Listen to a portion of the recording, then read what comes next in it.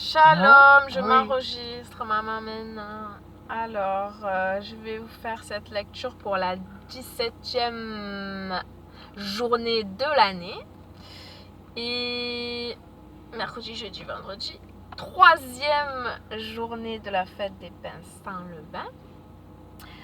Dans Matthieu chapitre 12, versets 1 à 21. Oui, Dieu désire l'obéissance de notre cœur et un amour sincère pour lui et pour les autres. En ce temps-là, Yeshua marchait à travers les champs de blé un jour de Shabbat. Ses talmidim avaient faim, alors ils se mirent à arracher des épis pour les manger.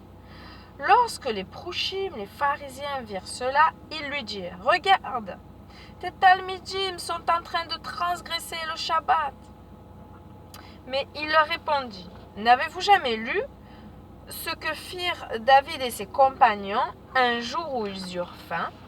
Il entra dans la maison de Dieu et mangea le pain de la présence, ce qui ne lui était pas permis de faire, ni à ses compagnons, car il était réservé aux Kohanim seuls, aux prêtres des Kohanim.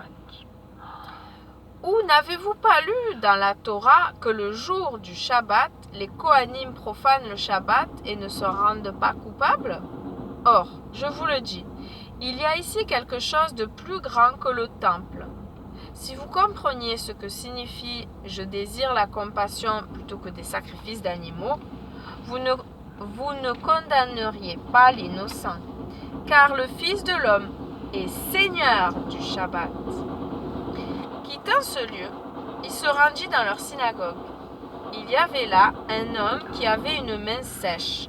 Cherchant une raison d'accuser Yeshua, ils lui demandèrent « Est-il permis de guérir le jour du Shabbat ?»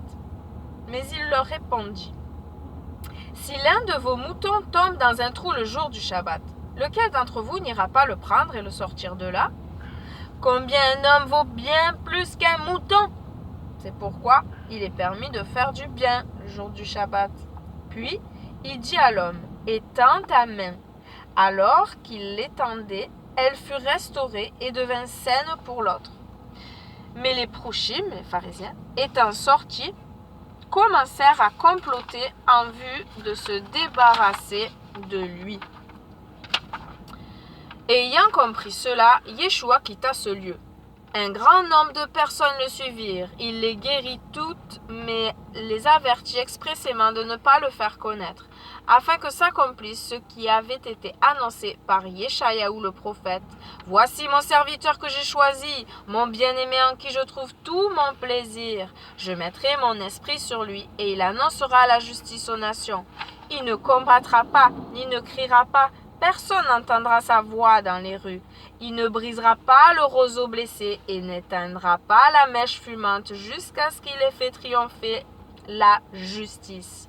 En lui, les nations mettront leur espérance. » Et la question du jour pour ce passage est... C'est le bac qui arrive. Mais a priori, sur la manière dont Dieu devrait agir, m'empêcherait-il de lui obéir pleinement? Méditons. Mais a priori, sur la manière dont Dieu devrait agir, m'empêcherait-il de lui obéir pleinement? Réflexion. À tous, shalom et bonne fin de préparation de Shabbat. Ciao, ciao, soyez bénis.